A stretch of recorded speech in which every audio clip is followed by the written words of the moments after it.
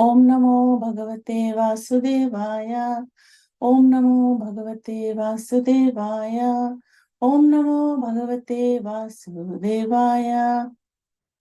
Narayanam Namaskritya Naram Chaiva Naruttamam Devim Saraswatim Vyasam Tato Jayamudiraet Shinvatam Swakatha Krishna Punya Shravana Kirtanaha Hridyanto Sayavadrani Vidunoti Suhissatam Nasta Praisho Vadreshu Nityam Bhagavata Sevaya Bhagavate Uttama Shloke Bhaktir Bhavati Naishtiki. Om Ajnanatimirandhasya Jnananjana-salakaya Chakshurunmilitam Mena Tasmai Shri Gurave Namaha. Mukam karoti vachalam Pangum langhayati girim yat kripatamaham Bande Shri Gurum Dinatarinam. Reading from Srimad Bhagavatam, Canto 4, Chapter 11, verse 5 and 6. Verse 5. Satan prasapterabhidavato mridhe nikritabahurusirodharodaran ninaya lokam paramarkamandalam brajanti nirbhidyamyur urdhvareta saha. Synonyms: Saha, he, Dhruva Maharaj, Tan, all the Yakshas, Prasad Kehi, by his arrows, Avidhavataha, coming forward, Mridhe, in the battlefield, Nikrita, being separated, Bahu, arms, Uru, thighs, Siradhara, necks, Udaran, and bellies, Ninaya, delivered, Lokam, to the planet, Param, supreme, Arkamandalam, the sun globe, Vrajanti, go, Nirvidya, piercing, Yam, to which, Urdhvaretasaha, those who do not discharge semen at any time. Translation and purport by A.C. Bhaktivedanta Swami Srila Prabhupada ki jai. When Dhruva Maharaj saw the Yakshas coming forward, he immediately took his arrows and cut the enemies to pieces, separating their arms, legs, heads, and bellies from their bodies. He delivered the Yakshas to the planetary system, which is situated above the sun globe and which is attainable only by first-class brahmacharis who have never discharged their semen. Purport: to be killed by the Lord or by his devotees is auspicious for non-devotees. The Yakshas were killed indiscriminately by Dhruva Maharaj, but they attained a planetary system attainable only for brahmacharis who never discharged their semen. As the impersonalist Gyanis or the demons killed by the Lord attain Brahmaloka or Satyaloka, persons killed by a devotee of the Lord also attain Satyaloka. To reach the Satyaloka planetary system described here, one has to be elevated above the sun globe.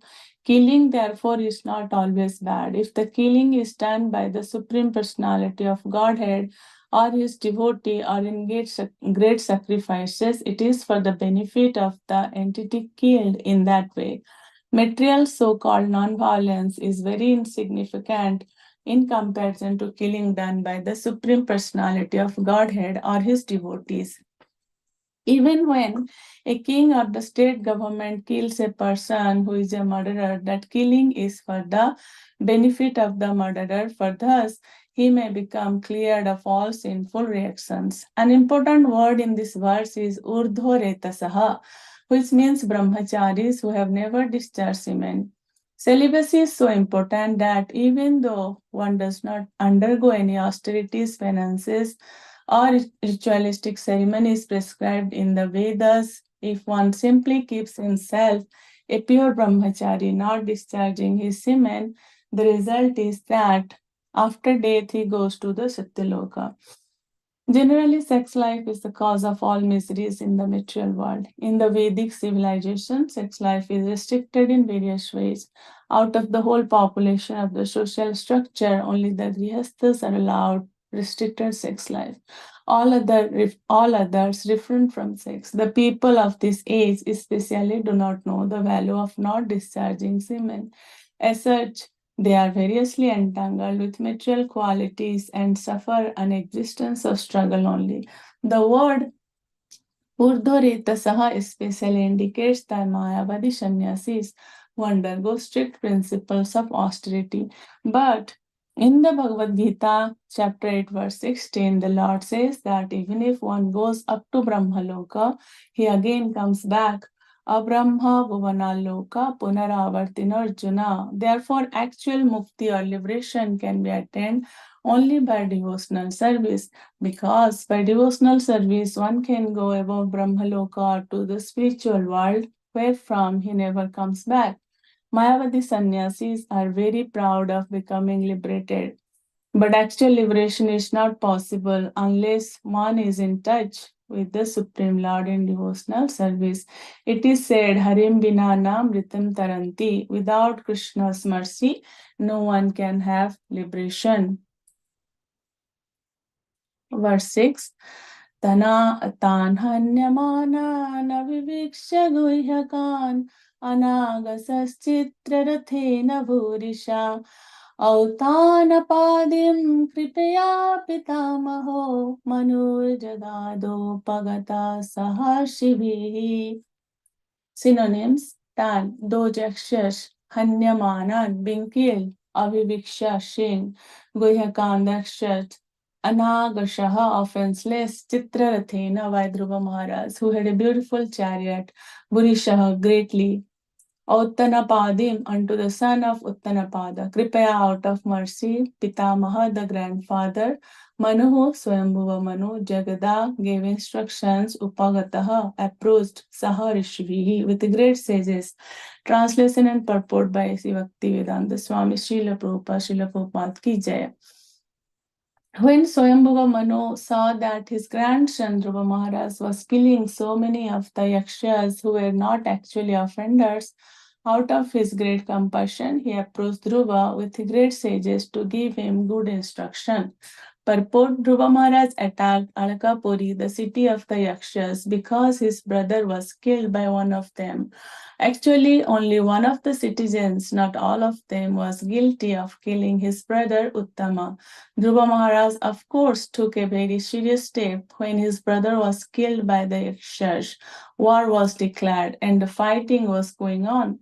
This sometimes happens in present days also. For one man's fault, a whole state is sometimes attacked. This kind of wholesale attack is not approved by Manu, the father and lawgiver of the human race. He therefore wanted to stop his grandson Dhruva from continuing to kill the Yaksha citizens. Yaksha citizens were not offenders. End of purport.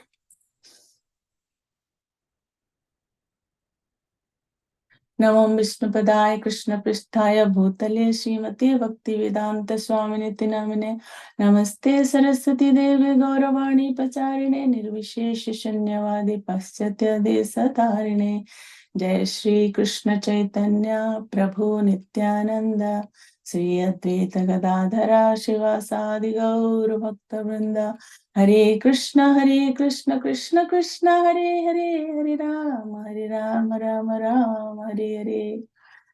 Hare Krishna, dear devotees, I'm seeking blessing from all the assembled Vaishnavas, and thank you for giving me this opportunity to read Srimad Bhagavatam and to purify myself. I'll just summarize both the slokas, verse 5 and 6. So, Srila Prabhupada has mentioned that the Yakshas were killed indiscriminately by Dhruva Maharaj, but they attained the planetary system attainable only for brahmacharis who never discharge their semen. So to be killed by the Lord or by his devotees is auspicious for non-devotees. So an important word in this verse is urdhva retasaha, which means those who do not discharge semen at any time, means the brahmacharis. Celibacy is so important that even though one does not undergo any austerities, penances, or ritualistic ceremonies prescribed in the Vedas, if one simply keeps himself a pure brahmachari, not discharging his semen, the result is that after death, he goes to the Satyaloka. So we can see here the power of celibacy. Let's see what other verses of Srimad Bhagavatam speaks about brahmacharya.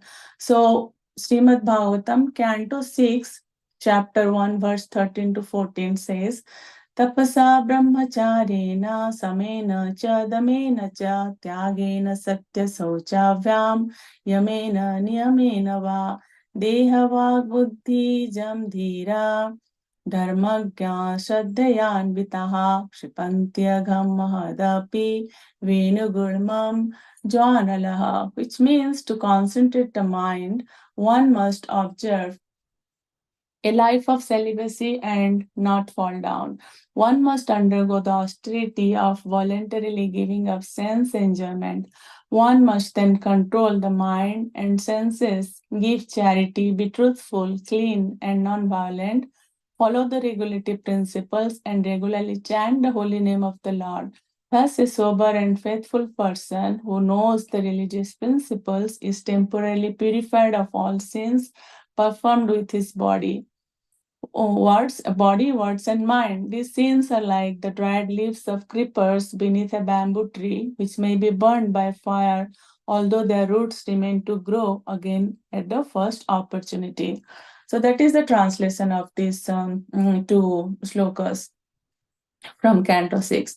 So, Krishna consciousness movement is teaching people how to concentrate the mind on devotional service. This is first class tapaha.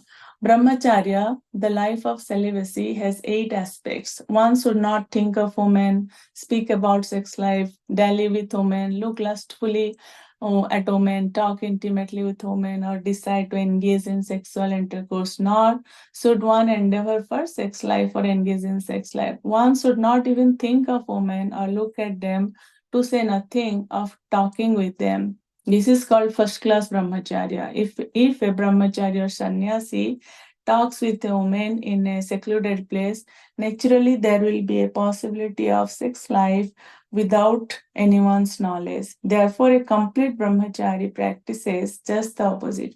If one is a perfect brahmachari, he can very easily control the mind and senses, give charity, speak truthfully, and so forth. To begin, however, one must control the tongue and the process of eating.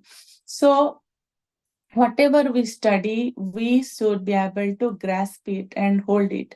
Grasp means dharana. Then smriti means to recollect when we want it. Then vichara sakti means to analyze it. Then comes viveka buddhi, means to able to discriminate it. So all these things come from one very important quality, which is called as celibacy or brahmacharya. Brahmacharya means one should not waste one's vital fluid from the body unnecessarily.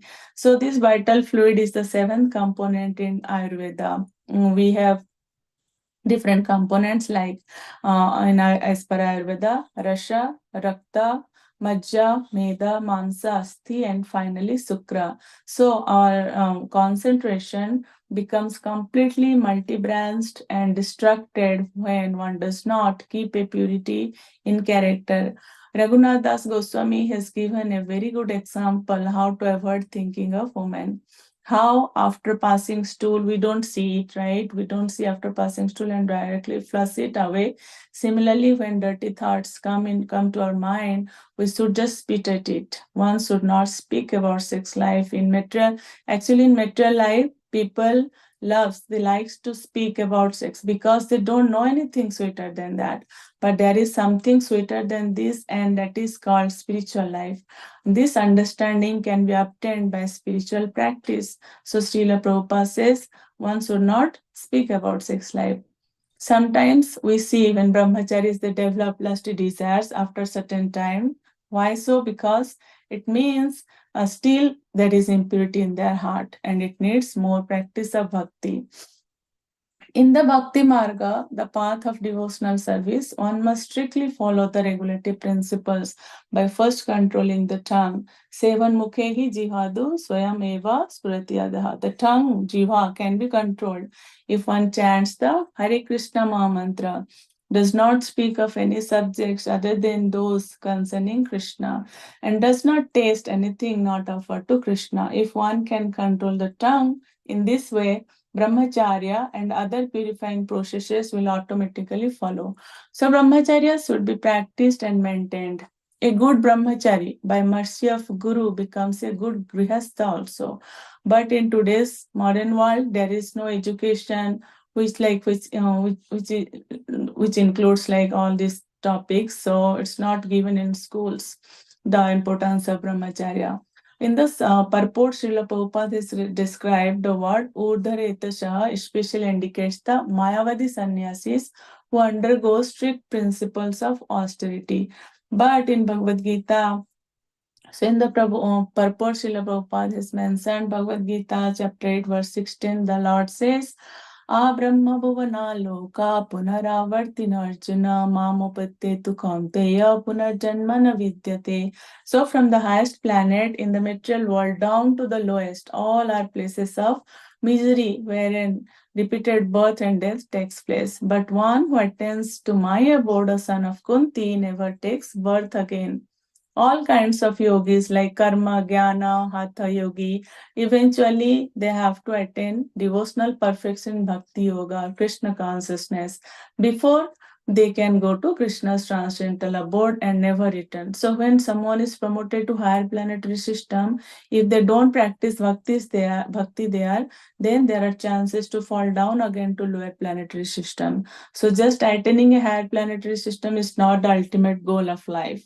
Those who progress in Krishna consciousness on the higher planets are gradually elevated to higher and higher planets, and at the time of universal devastation, are transferred to the eternal spiritual kingdom. Baladev Vidyabhushana, in his commentary on Bhagavad Gita, quotes, Brahmana sata sarve samprapte pratisanchare parashyante kritamanaha pravishanti parampadam. When there is devastation in this material universe, Brahma and his devotees who are constantly engaged in Krishna consciousness are all transferred to the spiritual universe and to specific spiritual planets according to their desires. Therefore, actual mukti or liberation can be attained only by devotional service, because by devotional service one can go above Brahmaloka or to the spiritual world, where from he never comes back. So Mayavadi sannyasis are very proud of becoming liberated, but actual liberation is not possible unless one is in touch with the Supreme Lord in devotional service. It is said that Harim Binana Mrityam Taranti. Without Krishna's mercy, no one can have liberation. So now I'm like by myself, I'm reading 8th canto, so I came across this verse. I thought to share here. So Canto 8, chapter 3, verse 30. It says, Sri Sukavacha evam gajendram upavarnita nirvishesham brahmadayo vivitalinga vidavimanaha naite yedopasnarspur nikhilatmakatpat tatra khilamaro hariravirasit. So Sri Sukadeva Goswami continued, when the king of the elephants was describing the supreme authority, without mentioning any particular person, he did not invoke the demigods, headed by Lord Brahma, Lord Shiva, Indra, and Chandra. Thus, none of them approached him. However, because Lord Hari is the super soul, Purushottama, the personality of Godhead, he appeared before Gajendra. It's mentioned here, like in that same verse, prayers of Gajendra, it's mentioned that Gajendra conjectured, means Gajendra concluded there is a supreme authority who is above everything. Although the demigods are in charge of maintaining different aspects of the universe, Gajendra thought that they were unable to rescue him. Harim bina naiva mrityam taranti. No one can rescue anyone from the dangers of birth, death, old age, and disease. It is only the Supreme Personality of Godhead who can rescue one from the dangers of material existence. Therefore, an intelligent person, to get free from this dangerous existence, approaches the Supreme Personality of Godhead, not a demigod. So, actually, these demigods cannot rescue the living entity from the dangers of material existence. Like other living entities, the demigods are merely external parts of the Supreme Personality of Godhead's transcendental body. So, yeah, like we have seen, like in Srimad Bhagavatam, Canto 4, chapter 31, verse 14 also says, like, pouring water on the root of a tree energizes the trunk, branches, twigs, and everything else. And as supplying food to the legs, when we supply food to the stomach or other parts of the body, they get energy. So by simply worshipping the Supreme Personality of Godhead through devotional service, automatically satisfies the demigods who are parts of that Supreme Personality. Again, in verse 6, Srila Prabhupada is saying, for one man's fault, a whole state is sometimes sometimes attacked. This kind of wholesale attack is not approved by Manu. Like when Rupa Maharaj is, attacking all the excess from Alakapuri, even just one of them committed mistake, he was killing all of them. So when Swayambhuva Manu saw this, the father and lawgiver of the human race, Swayambhuva Manu, he did not approve it actually. He therefore wanted to stop his grandson Dhruva from continuing to kill the Yaksha citizens who were not even offenders.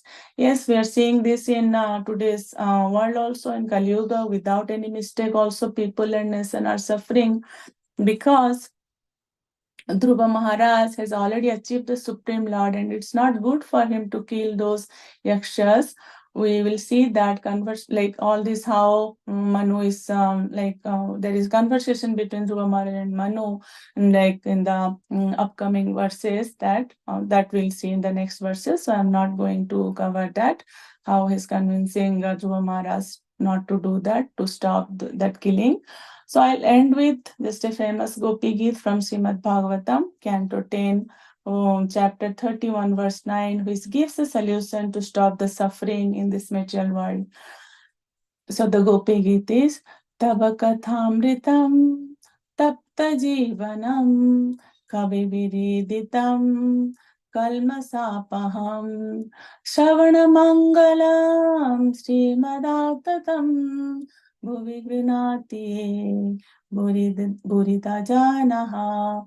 The nectar of your words, the meaning of this Gopi Gita, the nectar of your words and descriptions of your activities are the life and soul of those suffering in this material world. These narrations transmitted by learned sages eradicate one's sinful reactions and bestow good fortune upon whoever hears them. These narrations are broadcast all over the world and are filled with spiritual power. Certainly, those who spread the message of Godhead are most munificent. I'll stop here. Thank you again for giving me this opportunity to read Srimad Bhagavatam today to purify myself. पंचकल्पतरुभ्यश्च कृपा सिन्धुभ्यश्च पतितानां पावनेभ्यो वैष्णवेभ्यो नमो नमः. श्रीमद् भागवतम की जय. ग्रंथराज श्रीमद् भागवतम की जय. जय श्रीला प्रभुपाद. जय Jagannath. Thank you, Mataji, for very nice summary. Hare Krishna. Thank you, Mataji. Excellent summary. Hare Krishna. Excellent. Thank you.